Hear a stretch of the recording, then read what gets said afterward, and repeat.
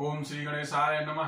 राधे राधे मित्रों, आज हमको घड़ी कहाँ पर अपने घर में लगानी चाहिए इस विषय पर बात करेंगे। पहले हम बात करेंगे कि हमें पूरे मकान में कहाँ पर घड़ी लगानी चाहिए, कमरों में कहाँ पर लगानी चाहिए। घड़ी, मिरर और ग्लास, इन तीनों का परिणाम एक ही होता है, आप चाहे जहां पर लगाएं। तो सबसे अच्छी जगह घड़ी लगाने के लिए नॉर्थ ईस्ट होता है, यानी जिसको हम ईशान कहते हैं। यदि ईशान में जगह नहीं है तो उसके अगल बगल हम लगा सकते हैं। पूर्व दिशा में लगा सकते हैं और उत्तर दिशा में लगा सकते हैं। लेकिन पूरब दिशा में लगाते समय ये आप ध्यान रखिए कि पूरब से आगे अग्नि स्थान की तरफ नहीं जाना हमें। यदि ईशान हमारा कोने में है तो पूर्व हमारा बीच में आएगा, पूरब वाली दीवार में बिल्कुल बीच में पूर्व आएगा, बीच से आगे उधर हमें नहीं जाना है। ऐसे उत्तर में, यदि उत्तर में हम लगा रहे हैं तो उत्तर में भी बीच में लगेगा, बीच से आगे बढ़ जाएंगे तो वायव्य हो जाएगा, वायव्य में घड़ी नुकसान करेगी। तो ये तो आप जो है पूरे मकान के लिए हो गया। मान लिए कमरों में हमें लगाना है तो कमरों में भी हमें देखना पड़ेगा कि ईशान, मान लिए दक्षिण पश्चिम का कमरा है तो दक्षिण पश्चिम के कमरे में हम ईशान में ही घड़ी उसमें भी लगाएंगे।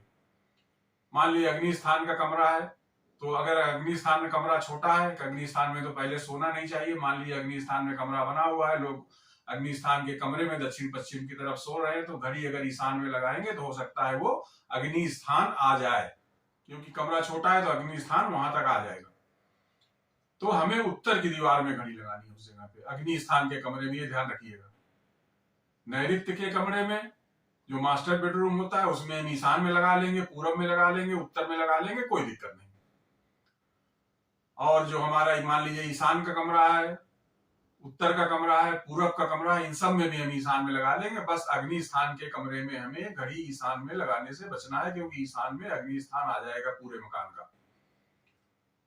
ऐसे ही मिरर का भी सेम यही है, मिरर भी हमें ईशान में लगाना है या ईशान के आसपास, ईशान से आगे नहीं बढ़ना है। ईशान या उसके आसपास थोड़ा आगे बढ़ के पूरब तक पहुंच गया, इधर उत्तर तक पहुंच गया, उसके आगे हमें घड़ी नहीं लगानी है, मिरर भी नहीं लगाना है। ग्लास की अब कोई आप डिजाइन बनवाते हैं तो ग्लास की डिजाइन भी हमें इन सब वर्जित जगहों पर नहीं बनवाना। जहां घड़ी मना है वहां ग्लास भी मना है, क्योंकि मिरर ज्यादा रिफ्लेक्ट करता है, मिरर ज्यादा नुकसान करता है। घड़ी कम रिफ्लेक्ट करती है तो घड़ी कम नुकसान करती है। ऐसे ग्लास कम रिफ्लेक्ट करता है तो ग्लास भी कम नुकसान करेगा। और यदि पूरब उत्तर ईशान में हमें जगह न मिले और घड़ी लगाना बहुत जरूरी हो तो हम पश्चिम दिशा में घड़ी लगा सकते हैं।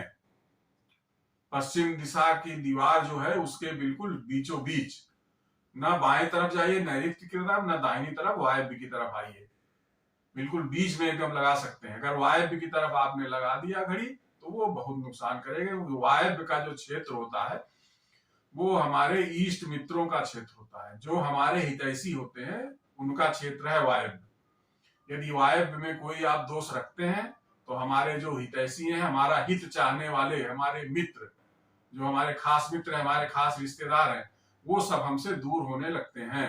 इसलिए वायव्य में कोई दोष कभी नहीं छोड़ना चाहिए, नहीं तो आप बिल्कुल अकेले हो जाएंगे। दक्षिण की तरफ बिल्कुल घड़ी नहीं लगानी है, चाहे आपके पास जगह हो या ना हो।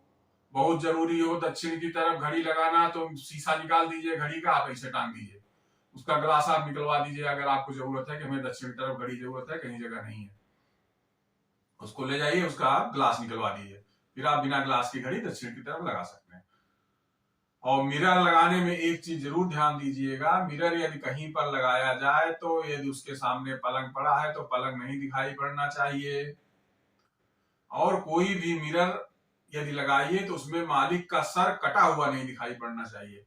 हमेशा मिरर इस ढंग से लगाएं कि मालिक का पूरा सर दिखाई पड़े, उसके ऊपर भी 6 इंच की जगह बचनी चाहिए।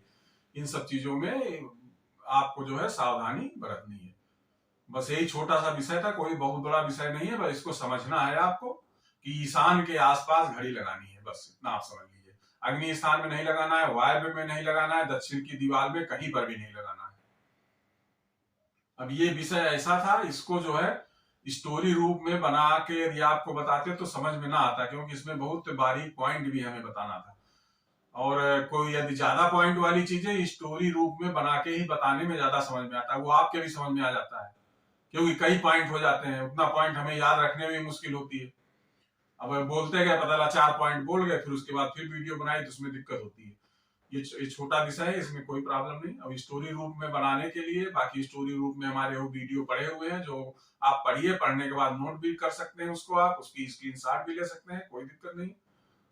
बस आज के लिए इतना ही मित्रों, नमस्कार।